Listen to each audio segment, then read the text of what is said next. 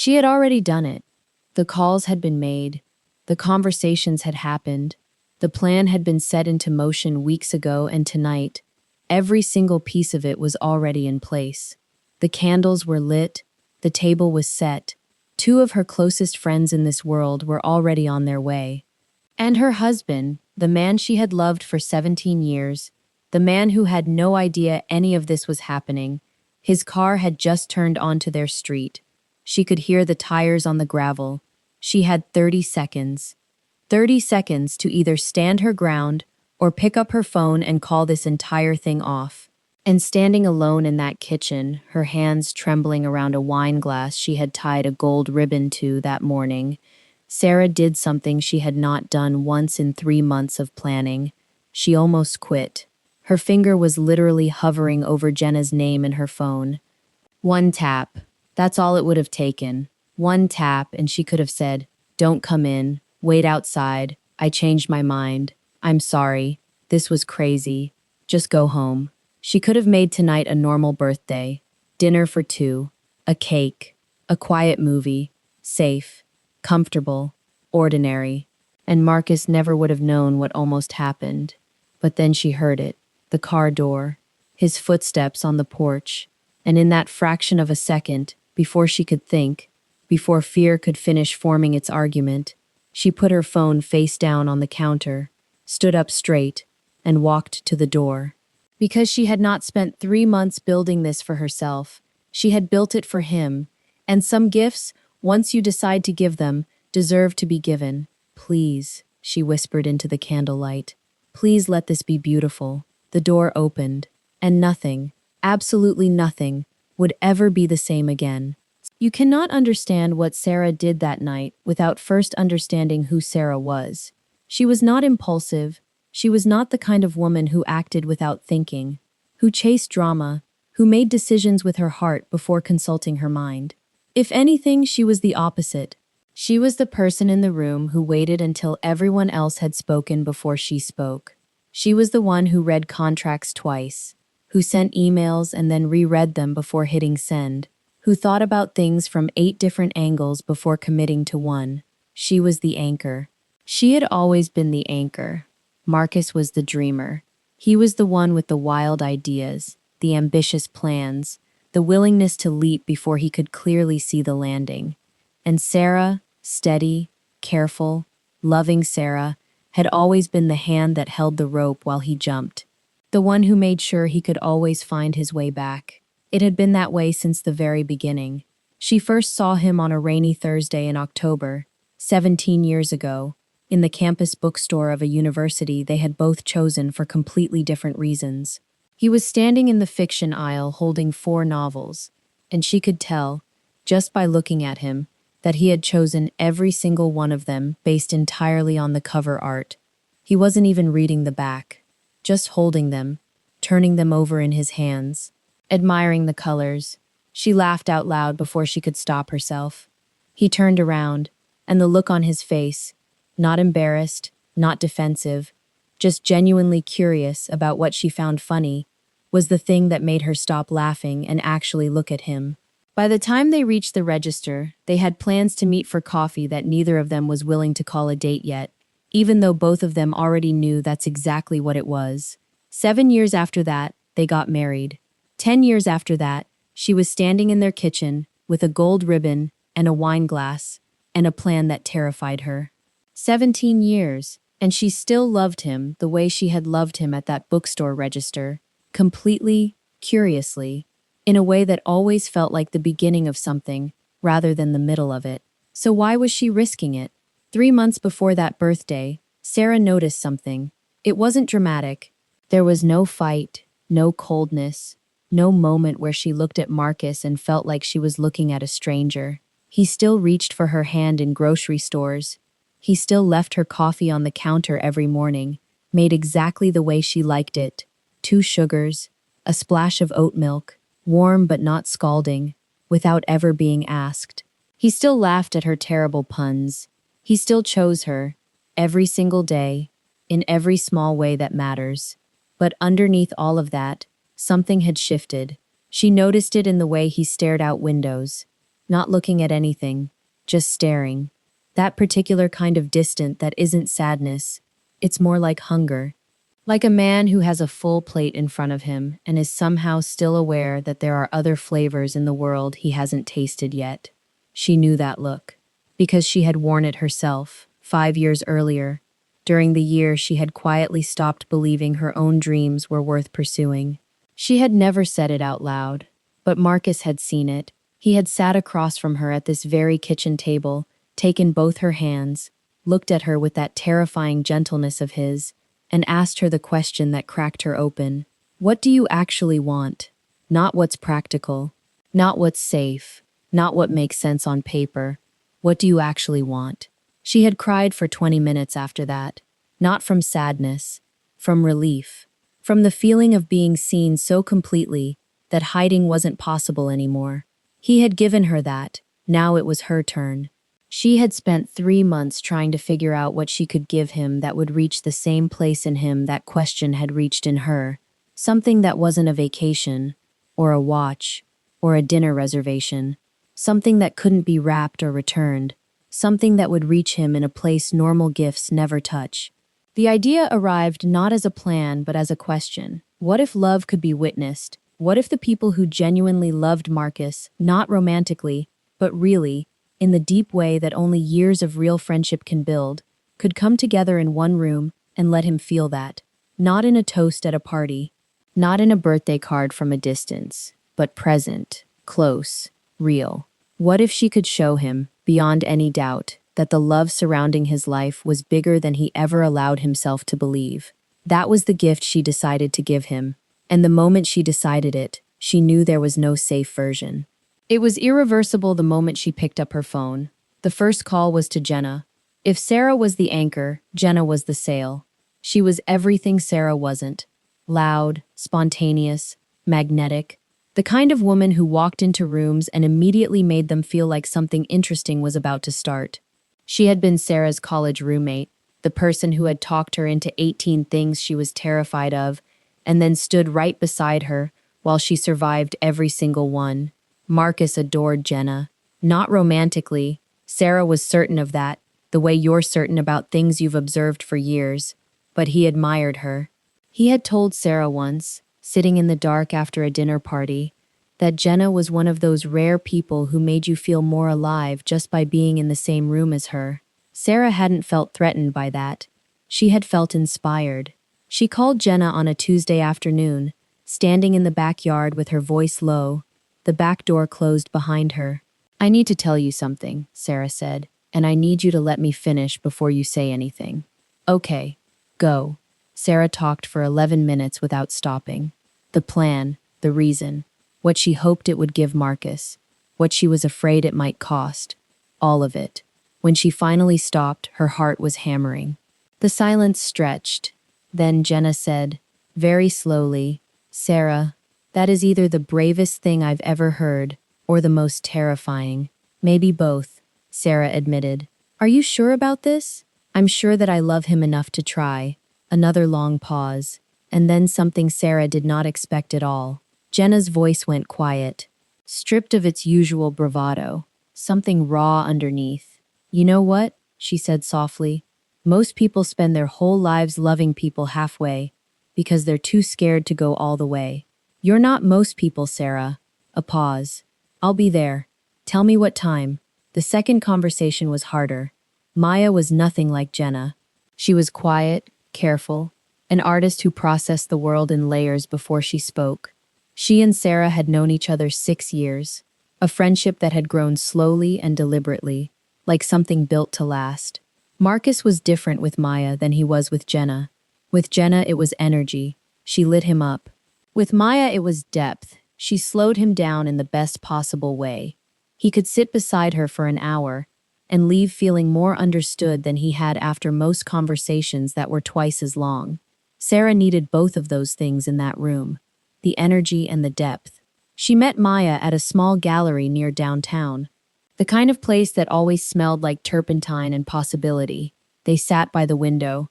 Sarah ordered tea she didn't touch. She said the same words she had said to Jenna. The silence that followed was longer and heavier. Maya looked at her for a long time. Her eyes weren't suspicious. They weren't judging. They were just looking. Really looking. Finally, Maya said, "What if it hurts you instead of helping him?" Sarah shook her head once. "I've thought about that more than I've thought about anything in 3 months. And?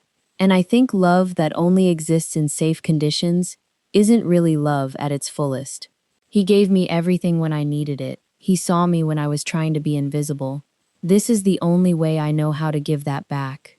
Maya looked down at her hands. The silence lasted long enough that Sarah started to accept the answer might be no. And then Maya looked up, and there were tears in her eyes. Not sad ones. Something else entirely. "You love him so well," she said quietly. "He should know that. He should feel it." A pause. "Okay, I'll come." 2 conversations, 2 yeses, 2 women brave enough to step into the unknown because they loved Sarah enough to trust her. The plan was now real. And completely, entirely, irreversibly real. The house had been transformed, but only in the ways that count. It wasn't decorated. It wasn't theatrical.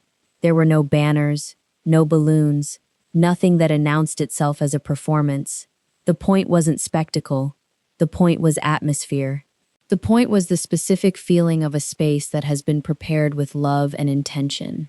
Every candle had been placed deliberately, not scattered, placed. The flowers were simple, white, chosen, because Marcus had once mentioned, offhandedly, 3 years ago, that white flowers in a room made him feel calm.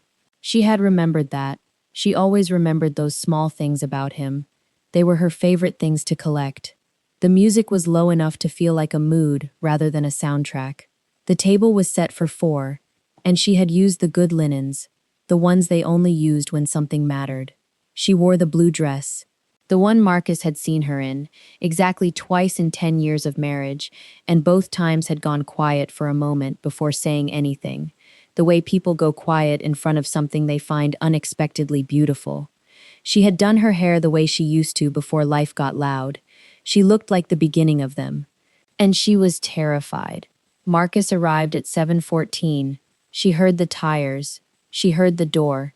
She stood in the kitchen with one hand flat on the counter, breathed in, breathed out, and walked into the hallway. He stepped inside with his tie loosened and his shoulders carrying the weight of a full day that hadn't quite let him go yet. He was already half smiling before he looked up, the way people smile when they return to a place they love without needing a reason. Then he saw the room. She watched it happen, the exact moment the day fell off his shoulders, the way his eyes moved across the candles, the flowers, the table set with intention. She watched something in his face loosen completely. "Happy birthday," she said. He crossed the room in 4 steps and kissed her like he meant it. Like every year of it was still present, still choosing. "What is all this?" His forehead against hers. "Tonight is different," she said carefully. She felt him register it, the slight shift in his posture. A man becoming alert while trying not to look alert. Different how? The doorbell answered for her. He turned. She walked to the door, opened it. Jenna stood in the entrance in a deep burgundy dress that caught every piece of light in the hallway. She was holding a small wrapped gift in one hand and smiling with her whole face the way she always did. The kind of smile that rearranges a room. "Happy birthday, Marcus." He laughed, genuine, warm, surprised, and stepped forward to hug her. Because Marcus was always that person. The one who made guests feel immediately welcome, immediately seen. It was one of the things she had loved about him since the very beginning. But over Jenna's shoulder, his eyes found Sarah.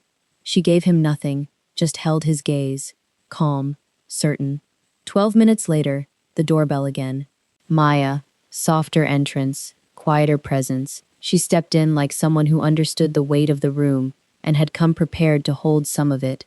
She was carrying a flat package wrapped in brown paper, tied simply with twine. "Happy birthday, Marcus," she said quietly. And then, looking at him with those steady artist's eyes, "Thank you for being someone worth celebrating." He took the package carefully, with both hands, the way you handle something you can feel is meaningful before you've even opened it. Dinner began slowly, deliberately, the way good things should begin. Jenna took the first hour, which was entirely by design. She told stories from college with the kind of precision that made each one better than the last. The time Sarah had tried to parallel park into a space that was clearly a fire hydrant and confidently defended herself for 4 minutes before looking out the window. The time Jenna had convinced them both to sign up for a pottery class and somehow managed to break the wheel on the first day. Marcus laughed the way Sarah hadn't seen him laugh in months. Not the polite laugh, not the performative laugh. The real one. The one that lived in his stomach and took his whole face with it. She watched him come alive across the table, then Maya began to ask him questions. Not small talk, real questions. The kind that make you pause before answering because you realize you actually have to think. What's something you stopped believing you were still capable of? He went quiet for a long moment. Jenna didn't fill the silence. Sarah didn't fill it. They all just waited. I think I stopped believing I was still creative, he said finally. I used to write. Not seriously. Just for myself. I don't know when I stopped. I just stopped. Maya nodded slowly. Do you miss it? Yeah, he said. I do. Sarah's chest ached with love for him. She had known that. She had known it for years and hadn't known how to give it back to him. Hadn't known how to reach into that specific drawer where he had quietly locked that part of himself away. But Maya had found the door in 40 seconds just by asking. An hour later, something shifted. It was subtle. The air in the room changed quality. The laughter got slower. The conversation got heavier. Not in a dark way, but in the way of things that have earned the right to go deeper. Jenna leaned back in her chair. Her smile was different now. Softer. Stripped of its performance. Sarah, she said quietly. He should know. Marcus turned to look at his wife, and Sarah, who had rehearsed this moment 47 times in her head, found that none of those rehearsals had prepared her for the actual feeling of sitting across from the man she loved most in the world, and choosing, deliberately, to be completely seen. She reached across the table and took both his hands. Marcus, she said, I've spent 10 years watching you love me. Not just in the big moments, in all the small ones, the coffee every morning, the notes in my bag, the way you always reach for my hand in crowded places because you know it grounds me. She felt his hands tighten around hers. You've spent 10 years making sure I never had to question whether I was loved, and I wanted to give you one night, just one, where you could feel that too, where you didn't have to wonder. Where the people who care about you could be in the same room, at the same time, and you could just receive it. Without doing anything, without being needed, just receive it. The room was completely still. That's all tonight is, she whispered. That's the whole gift. Marcus looked at Jenna, at Maya, back at Sarah, and then he did something she had not expected. He pulled his hands back, stood up, walked to the window, and stood there with his back to all three of them for a very long moment. Sarah's heart dropped. Jenna's eyes found hers across the table. Neither of them moved. The candles flickered, and then Marcus turned around. His face was undone. Not angry, not confused. Just completely, honestly open. All the walls down at once. The kind of face people only make when they've stopped trying to manage how they look. I don't know how to do this, he said quietly. I don't know how to just sit here and let people love me without immediately trying to figure out what they need from me. His voice cracked on the last word. I've been doing that my whole life, he said. Trying to be worth it before I've even been given the chance. Sarah was across the room before she knew she had stood up. She put both hands on his face. You've always been worth it, she said.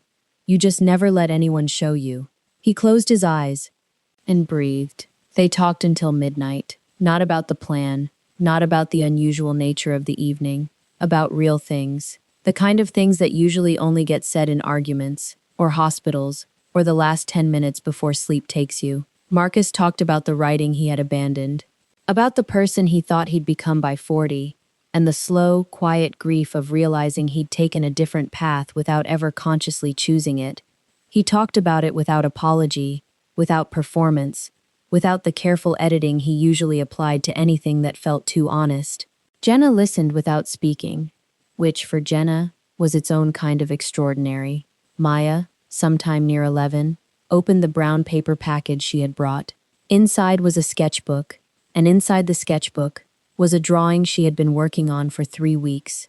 Two people at a kitchen table, ordinary light, ordinary moment, coffee cups between them, morning. But the way their hands were almost touching across the surface, the way both of their faces were turned toward each other with an expression too specific and too real to be invented, it was Marcus and Sarah. In their own kitchen, a moment Maya had never witnessed. Constructed entirely from 6 years of Sarah describing her mornings to her friend over the phone, in passing, the way people describe the things they love without realizing they're doing it. Marcus held the sketchbook in both hands for a very long time. It's what love looks like, Maya said softly, when it decides to keep showing up. He pressed his hand flat over his mouth. He breathed through his nose once, carefully. He was not going to cry. And then he was, and he had stopped fighting it. Sarah put her arm around him. She didn't say anything. She didn't need to. That was the whole gift. That moment, right there. Not the candles. Not the dinner. Not the carefully planned evening with its layered intention. Just a man allowing himself to be fully seen, for maybe the first time in his life, and a woman beside him who had built the entire night just to make that one moment possible. Jenna and Maya left just after 1 a.m. They hugged Sarah at the door for a long time, both of them, the kind of hug that says something words would only make smaller. Then they were gone, back to their own lives, carrying a night that had changed all 4 of them in ways none of them would fully understand for a while yet. Marcus and Sarah sat at the kitchen table at 7 the next morning.